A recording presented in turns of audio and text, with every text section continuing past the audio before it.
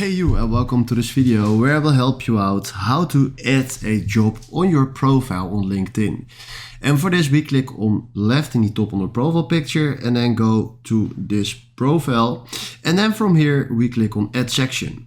Then from here there is no literally option but it says add a job, but we call it different. So if you go to core, here it says add position, so click on that.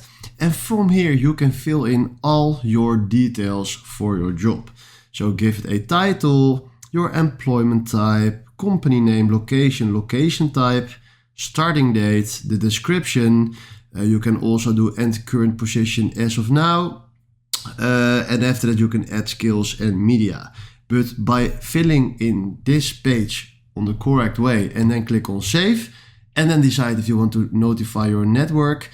If you click on save, let's see, now not for now, but if I throw this one away, I already did it. And I scroll down, you can see here at experience that they're standing the job that I just added.